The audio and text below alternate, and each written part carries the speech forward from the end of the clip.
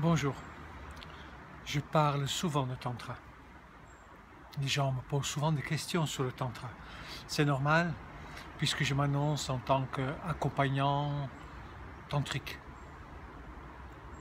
Et je me rends compte encore et encore à quel point beaucoup de gens ont des a priori sur le tantra, des idées reçues, de croyances limitantes. Et j'avais envie, encore une fois, de revenir sur le sujet. Et j'adore ça. Le tantra, je marque dans le titre, n'a rien à voir avec le sexe. Je pratique des stages de tantra depuis maintenant à peu près 6 ans. Je pense que j'ai commencé autour de 2010. Et je remarque que beaucoup de gens font allusion au fait de faire oui ou non du tantra en fonction des stages qu'ils ont faits. Les stages, pour moi, ne sont pas du tantra. Les stages sont de laboratoires d'expérimentation permettant aux gens de donner des outils qui permettent dans la vie au quotidien d'appliquer, comment dire, une autre manière de vivre. Le tantra, c'est un mot sanskrit. C'est la voie vers l'amour, l'amour avec un grand A, l'art d'aimer. Et tout ce que je dis, bien sûr, ça m'engage que moi, mais selon moi, avec ce que j'ai compris depuis le temps, et chaque animateur, chaque pratiquant de tantra a forcément sa propre définition. Mais ce que moi j'en ai compris, c'est que nous n'avons simplement pas de mots équivalents à l'Occident. Donc nous avons pris un mot en sanskrit.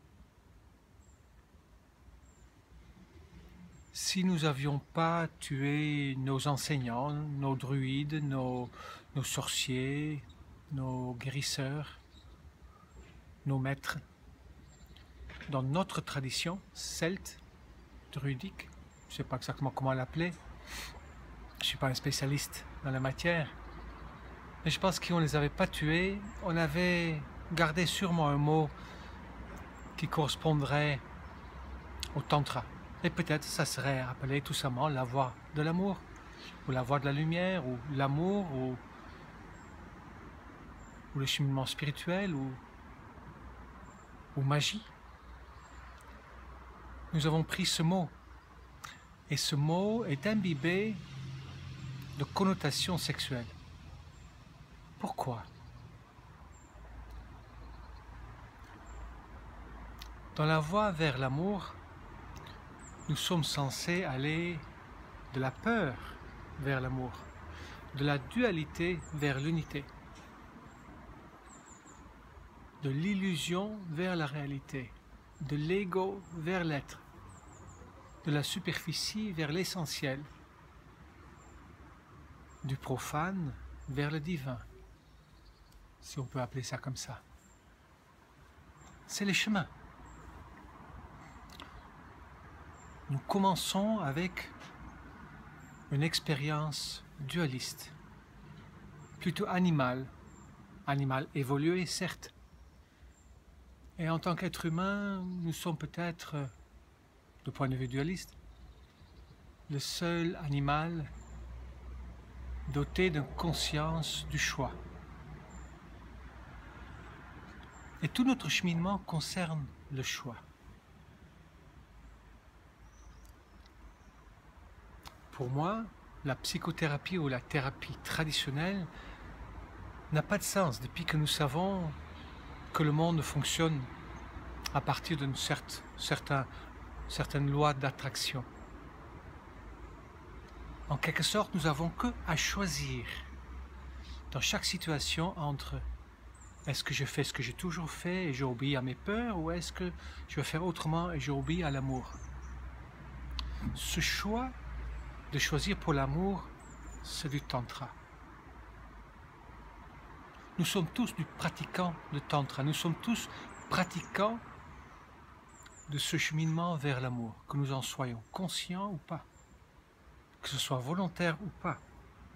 Nous sommes tous en quelque sorte de tantrika, comme je le dis déjà dans une autre vidéo. Le tantra n'a aucune raison de faire peur à qui que ce soit. Il y a un lien avec la sexualité, pour plusieurs raisons. D'abord, je dirais que pour se connecter énergétiquement, l'énergie qui circule en nous, qui est une énergie de vie, elle se confond, je dirais, ou c'est peut-être même la même chose que l'énergie sexuelle.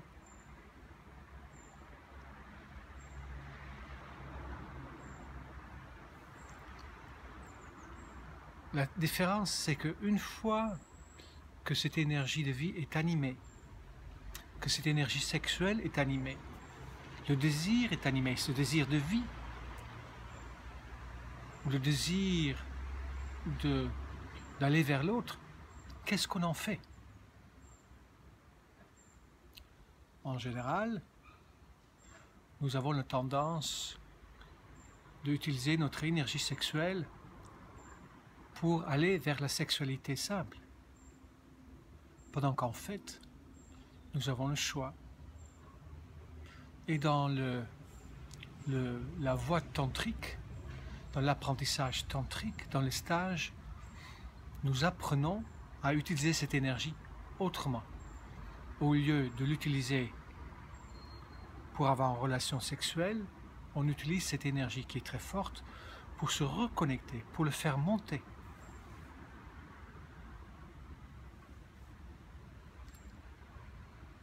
C'est une chose.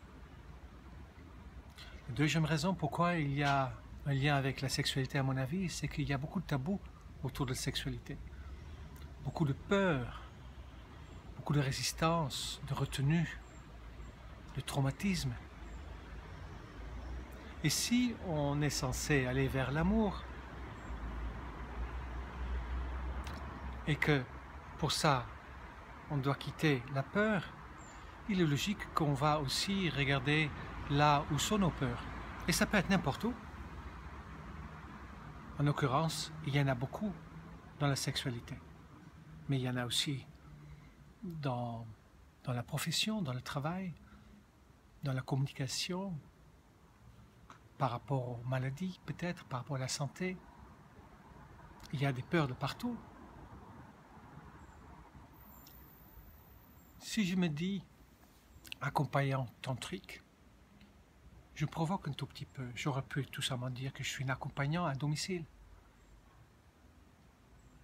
Si je mets le mot tantrique, c'est juste pour montrer que je n'exclus rien.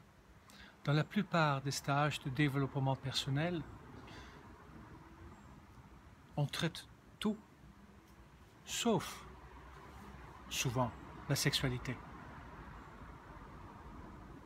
Souvent, quand nous nous faisons masser, tout notre corps est massé, sauf nos parties génitales. Nous avons en Occident mis une espèce de tabou autour de la sexualité et autour de nos parties intimes. Quelque chose de, pour moi, aujourd'hui, incompréhensible. Nos organes génitaux font partie de notre être, de notre identité, souvent. Et de les exclure, c'est exclure une partie de nous, de rester dans la peur ou dans des croyances limitantes par rapport à la sexualité, c'est d'empêcher d'être entier ou entière dans la vie, de mon point de vue. Si j'utilise le mot donc accompagnant tantrique, c'est pour faire comprendre que j'accompagne les gens dans tous les domaines de leur vie.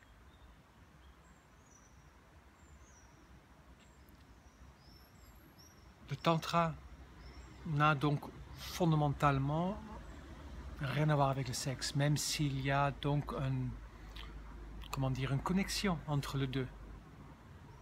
Mais il y a une connexion entre le tantra et le sexe, comme il y a une connexion entre le tantra et la communication, et le tantra et la relation, et le tantra et le couple, et le tantra et le célibataire, et le tantra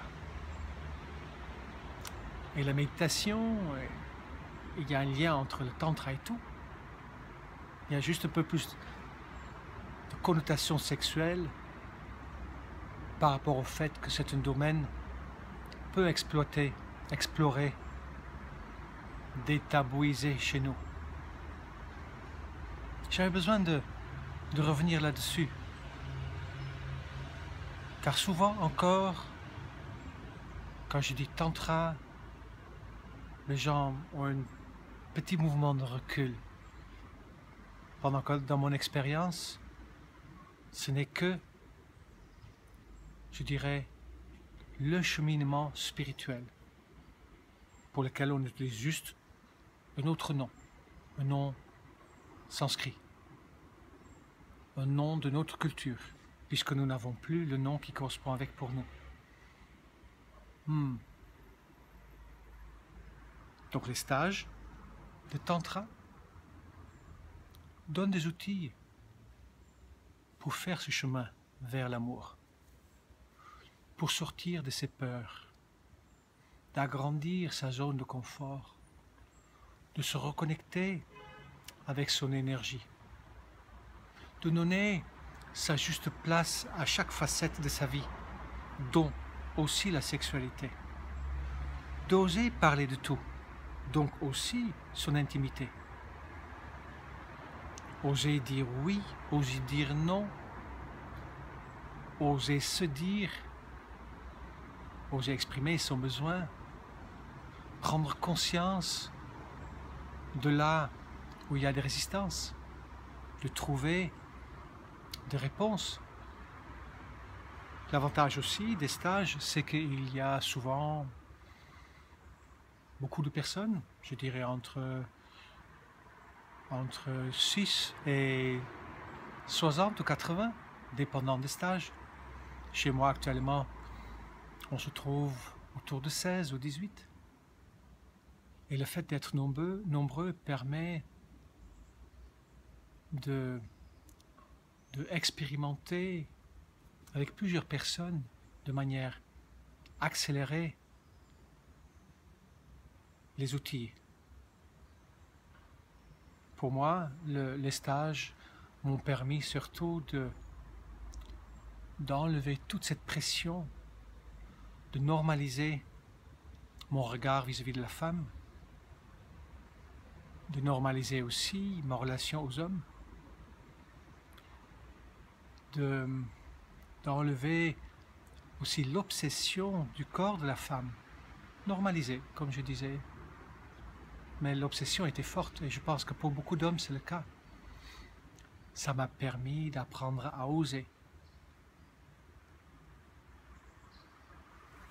Je dirais même que je ne connais pas d'autres styles de stage que des stages dans lesquels on travaille sur la voie vers l'amour. Je ne connais pas d'autres styles de stage d'une efficacité pareille, puisque tout est inclus. Et j'en ai fait des stages avant. En quelques années, ces stages, et j'en ai fait beaucoup chez Horizon Tantra avec Jacques Lucas et Marisa Ortolan, ces stages m'ont permis de guérir. Et si je suis là où j'en suis aujourd'hui, bien sûr c'est aussi par rapport au chemin que je fais moi-même, mais c'est pour une grande partie grâce à ce que ces stages m'ont permis de découvrir, de libérer, de réparer, de détabouiser, de normaliser. Voilà, pas besoin d'avoir peur de tantra. Je vous souhaite une très très belle journée. À très bientôt.